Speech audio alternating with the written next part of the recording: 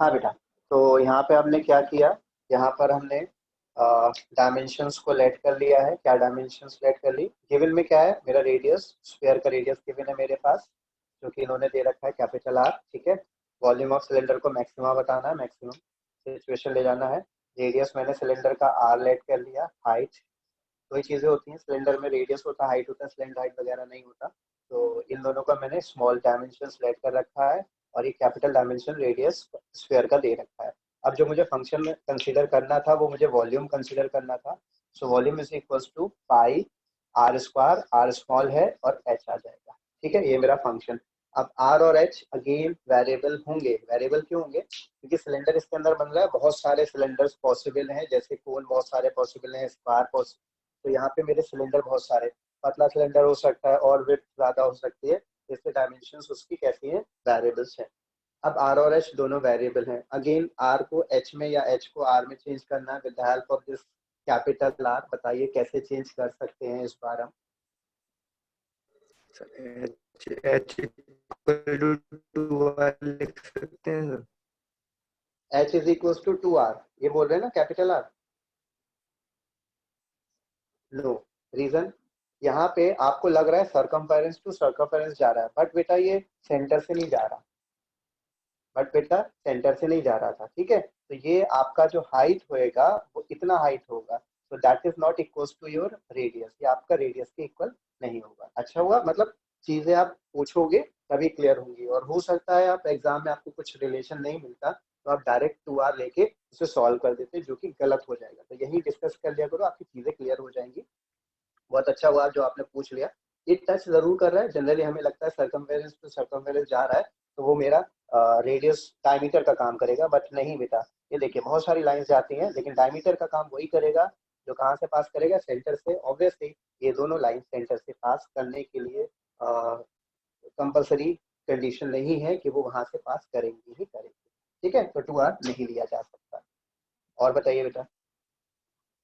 Sir 2r minus 2x ले सकते हैं कोई x वेरिएबल लेट करके।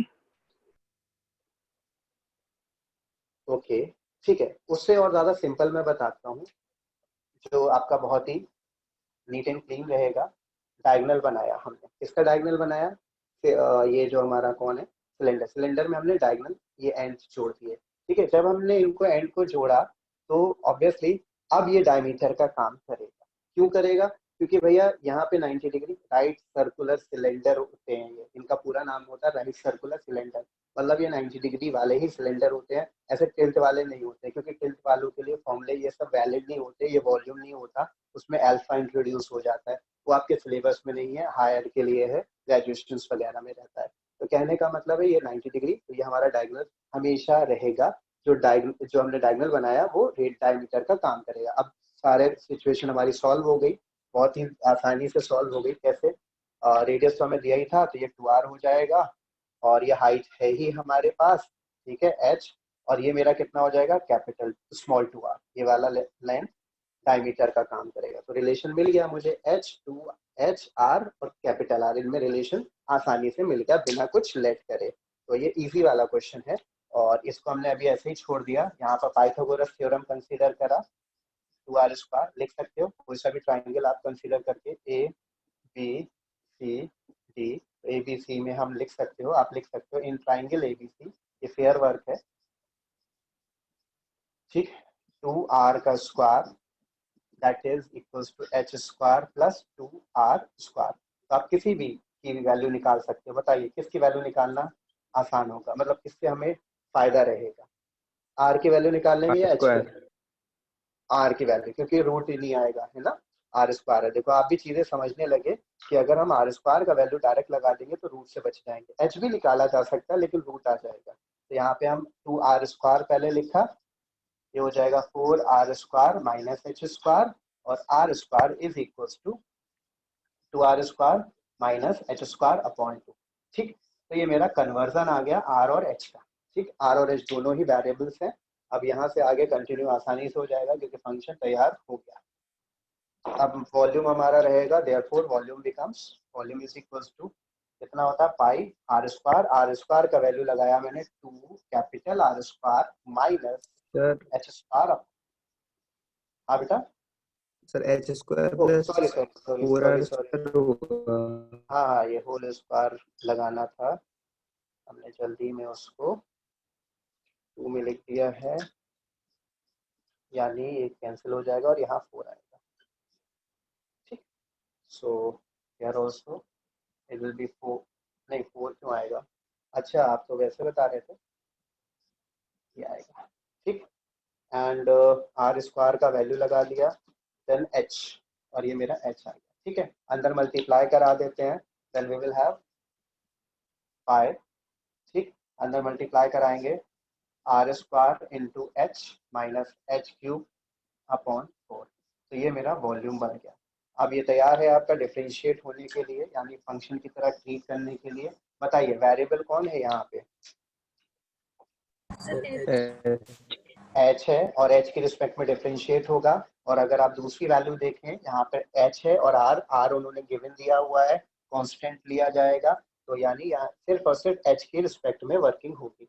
मुझे नहीं लगता अब आगे मुझे कंटिन्यू कराने की जरूरत है, इतने सारे, मतलब आप ऐसे समझो एच जो है एक्स की तरह ट्रीट करेगा।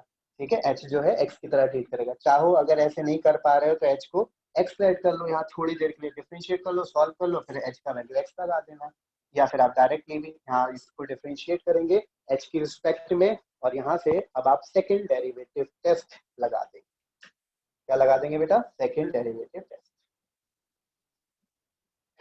ठीक है ना, बस मेन है फंक्शन क्रिएट करना। फंक्शन क्रिएट होते ही प्रोसीजर लेंथी हो सकता है, लेकिन कोई ट्रिकी प्रोसीजर नहीं होता है सेकंड डेरिवेटिव टेस्ट के लिए। यहाँ से सीधा सीधा जो मेथड है वो फॉलो होगा, बस यहाँ तक पहुंचना मेन चीज है। अगर आपने ये चेंजेस कर लिए, फंक्शन को क्रिएट करा दिया, सिंगल वेरिएबल में ले गए, चाहे एक्स में ले गए, किसी एक वेरिएबल में ले गए, क्वेश्चन फिर सॉल्व होगा ही होगा। आगे आप इसको आसानी से कर लेंगे, बस मेन है फंक्शन का फॉर्मेशन। ठीक है, वो हो गया तो फिर कुछ बचेगा नहीं फंक्शन में करने के लिए। ठीक है, चलिए नोट कर लीजिए, अगर कुछ समझ नहीं आया हो पूछ लीजिएगा।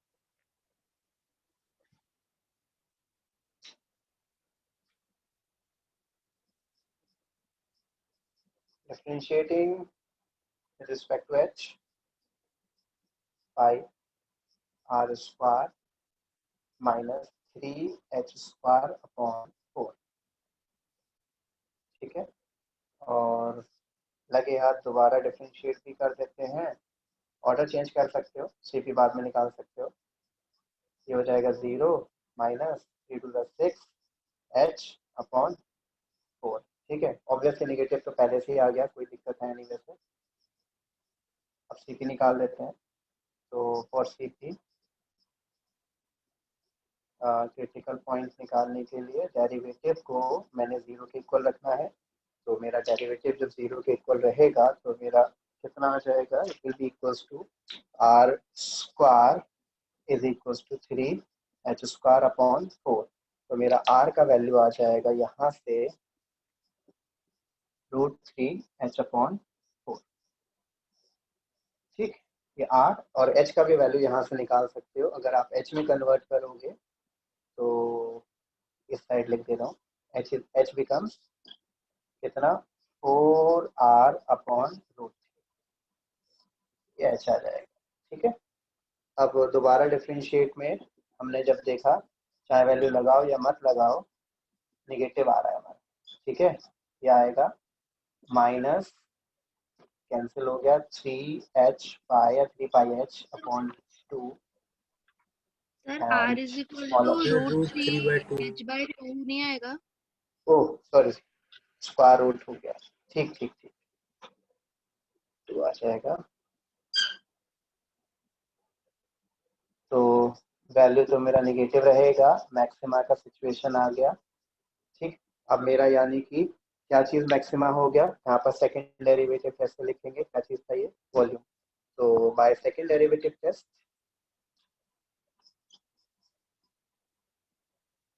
Second derivative test, volume of क्या चीज़ है ये, सिलेंडर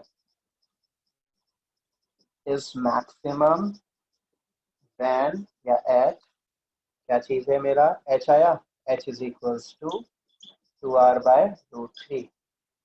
ठीक है, अब हम प्रूविंग पे आ जाते हैं, जो हमें प्रूव करना है। प्रूव क्या करना है देख लेते हैं, मैं ही देख के बता देता हूँ। हमें हाइट निकालना है सिलेंडर, अरे हाइट ही तो है ये, हो गया प्रूफ। देखिए हमें हाइट निकालना था और हाइट को बताना था कितना, हमें हाइट को बताना था कि it will be equal to 2r/√3, तो ये हाइट ही तो है, and height is equal to 2r/√3, ये हो गया। And they are also saying find the maximum volume, तो बस एक स्टेप और पड़ जाएगा, मैक्सिमम वॉल्यूम निकालना है। मैक्सिमम वॉल्यूम निकाल दीजिएगा। बताइए how to find the maximum volume, कैसे निकालेंगे हम मैक्सिमम वॉल्यूम?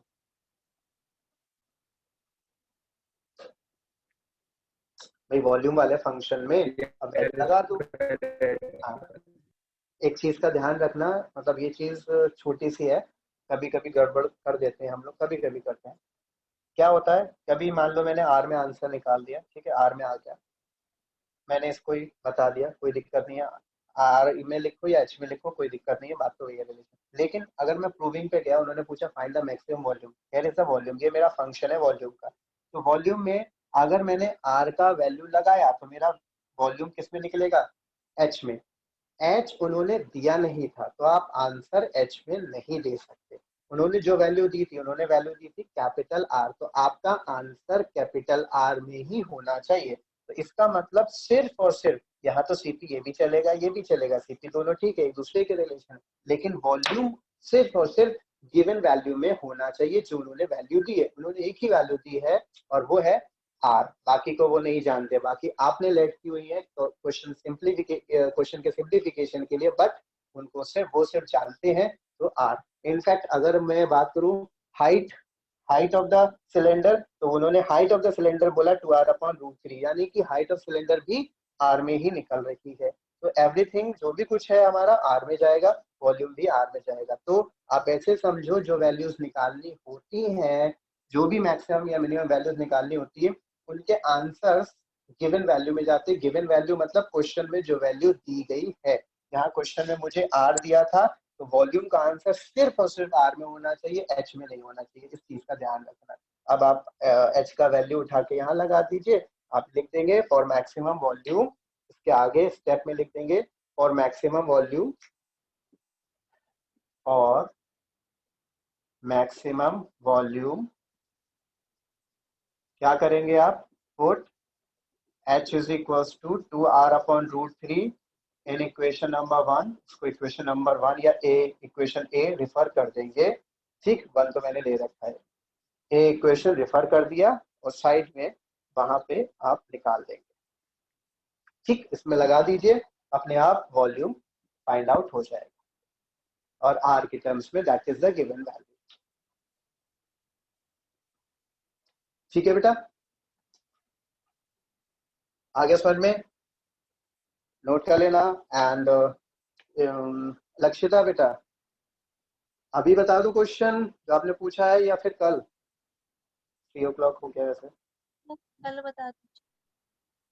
ठीक है, वो कल बता देंगे, हमारा सिर्फ एक क्वेश्चन और बचा है शायद इसका, फिर उसके बाद ही बता देंगे, ठीक है।